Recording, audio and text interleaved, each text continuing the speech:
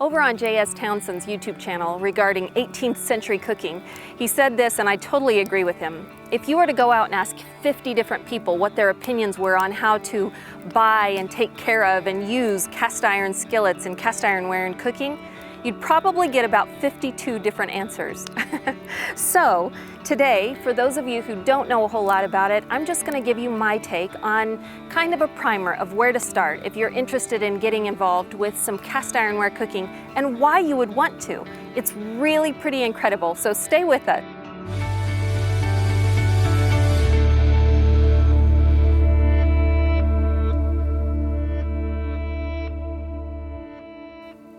If you're a prepper or a homesteader, you may know about this already, but if by chance you don't and you're just getting started, I want to introduce you to the most versatile and absolute best kind of cookware that you can have on your property.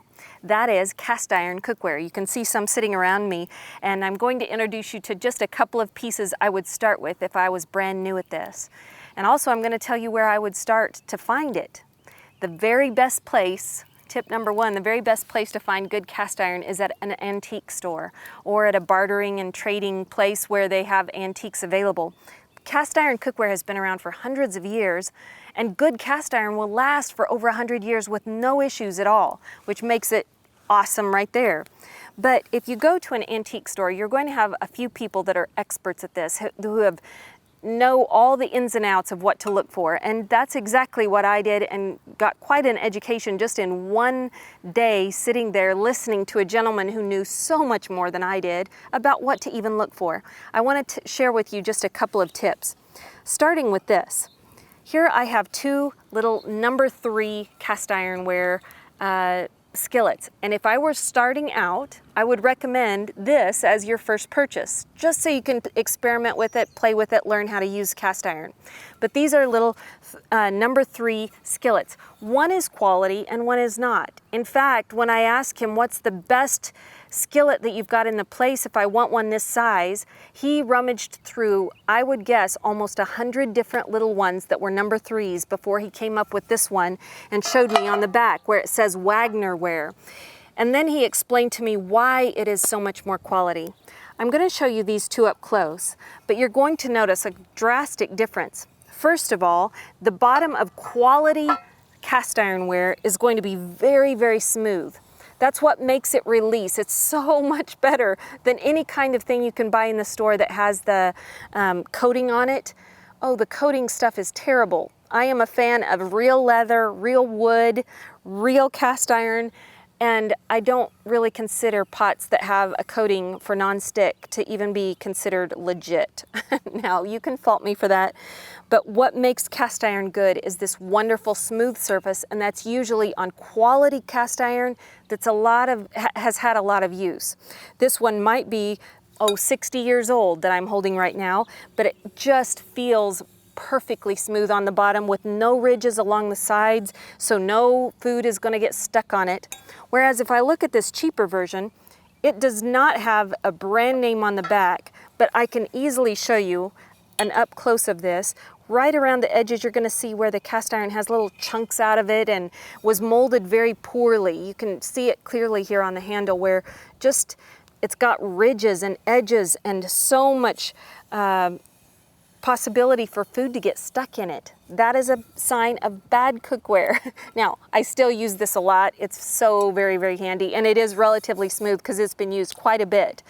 I'm just showing you the difference between a very high quality piece and a rather low quality piece. They're both wonderful. Keep using them. Don't give them away. They're going to last you well if you take care of them. Also, some of the other pieces that I have are this wonderful, this would probably be the next piece I would buy, I don't know, or the third piece. But this is just a Lodge skillet. This is made here in the USA, very quality stuff. It is not quite like Wagner ware made over in Sydney, Australia, but it does have a relatively smooth surface.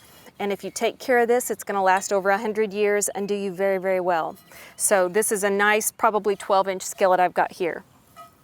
Now, one of my favorite pieces that every PREPSTEADER should have is a Dutch oven. And I'm showing you mine in the very rough state because I use it a whole lot, and every time you go out and put it over a campfire and stuff fire all over the top of it, you're going to have it get rusty again, and you need to go back home and work on it with a little bit of elbow grease and oil to get it up to speed again with seasoning. But this is a number 12 Lodge cast iron Dutch oven. You'll notice on the bottom I've got the one that has the 3 legs, and I love the ones that have legs. You can get them with and without legs, but just think about it. If you were to cook over an open fire, it kind of sets it up a little bit from the fire, and you can stuff either charcoal or good coals underneath it. Whereas if you get the version that doesn't have legs, you're going to probably have to come up with some strategic way to prop it up just a little bit from the fire. So having the legs built onto it, I love it that way. Also, it comes with a bail, which is nice, so I can hang it from a tree or a tripod or whatever I need to. That's going to come in handy. But a couple of accessories that I would not have a Dutch oven without are these. Let me show you the first one. This is a handle that lifts the lid, and somebody invented it very cleverly. It has kind of a unique shape, but when I'm reaching into the fire, you know, you're going to have your fire built over here across the top so that it bakes evenly whatever you have inside. But this is going to allow you to lift it up and pull it up without getting yourself hot, and it keeps it from getting back against your skin. So this is such a handy tool to have. Make sure you get something like this. Now, this is an intriguing contraption that I would also get. I don't even know what you want to call it because it has 4 different functions. Let me pull it apart and show you. It kind of makes a square like, and you can see it's shaped with some odd shaped legs, right? So one of the first things that this does is act as a makeshift lid lifter if I needed to. Without getting myself hot, I could lift it up like that. Wonderful. Another thing this can do is help hang this like a hook to a tripod or a tree up above. So I can literally use this to lift the entire thing over a fire, and that's very, very handy.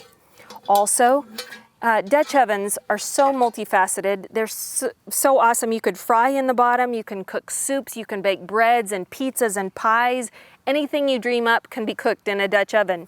But one of the wonderful things is this is going to be needed if you don't have legs on the bottom, right? You could put this right in the fire and set your Dutch oven that didn't have legs right on top of it. Or you can set this beside your Dutch oven and lift off the lid, and I've got stuff in here, right? I've got a cookbook already set down in there, but you can take your lid and turn it over and, hold on, let me put this just right. Set it right down over the top of that, and then there you've got a frying pan cooking surface while you're out in the wild.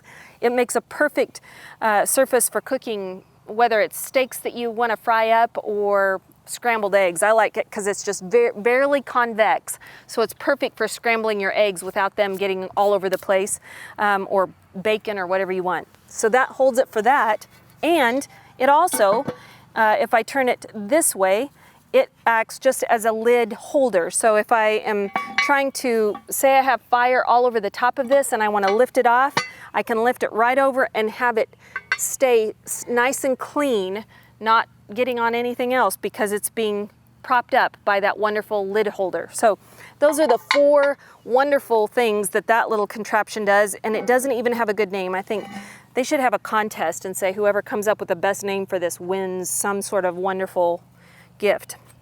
But keep this in mind, you're going to get a Dutch oven with one of these contraptions and one of these lid lifters, which is going to come in handy. And then the last magical ingredient to make this a success for you, where you're not thinking of curse words that you don't want to say, is some fire gloves. Whoever invented these should absolutely get an award. These are wonderful thick leather gloves with a fireproof lining on them, and I reach right into the fire. I don't even need really a lid lifter. If I've got these on, I can literally lift it up without burning myself. I can reach right in and move logs around and move coals around. As long as I've got these on, I feel almost invincible around the fire. So I would encourage, don't even think of getting a Dutch oven if you're going to take it out into the wild without some fire gloves. These make it absolutely the most fun thing. Let me show you one more thing here in the bottom of my Dutch oven that I think everyone should have. It kind of is like a trivet It has little tiny nubbin legs on it, and it sets on the bottom, and it just kind of holds everything up.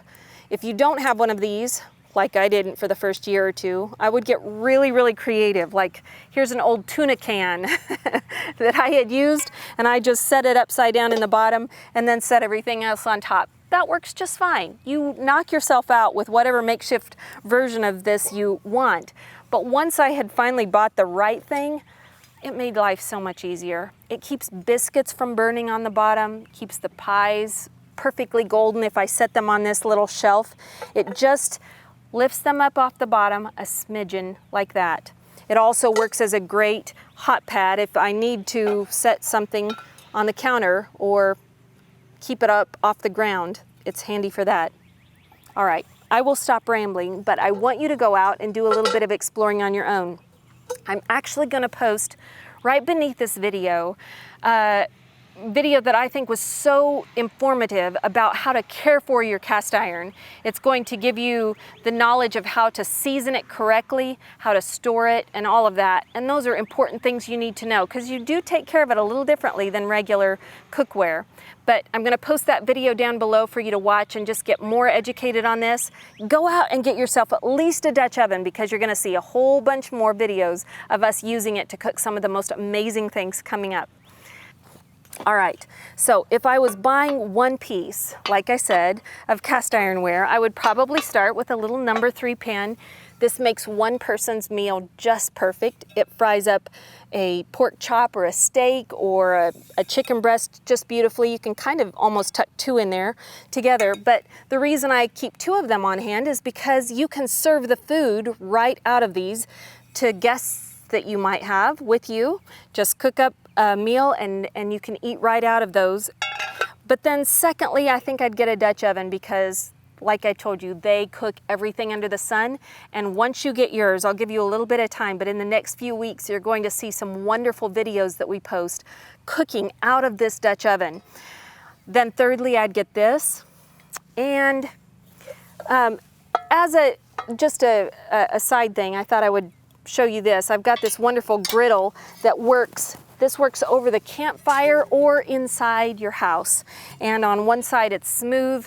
Yes, I need to season it a little bit here. Then on the other side it's a griddle that makes a wonderful grill marks on your whatever meat that you're putting on that. But I can literally put this over 2 eyes of the stove and it works with gas, electric, or a smooth surface stove. You can lay this right on the surface of your stove, heat it up slowly because cast iron needs heated up just a smidgen slower than the rest of other stuff does. But once I've got that heated up, it makes a phenomenal grilling surface. And this is perfect for pancakes and everything else. I can use this out on the fire or on the stove in the kitchen.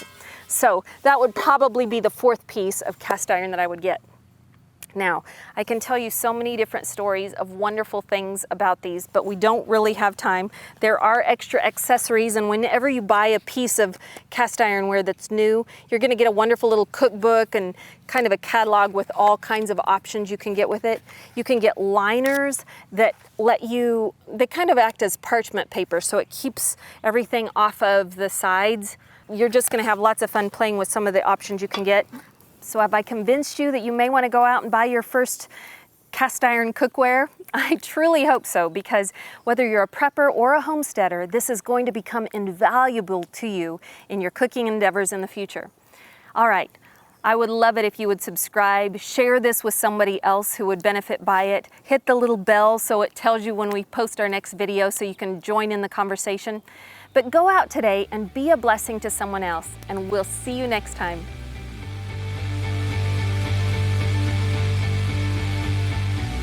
Before you go, out of the book of Matthew in the Holy Bible, chapter 13, verse 45 and 46 say this: "Again, the kingdom of heaven, it's like a merchant in search of fine pearls, who upon finding one pearl of greatest value, went out and sold all he had just to buy it.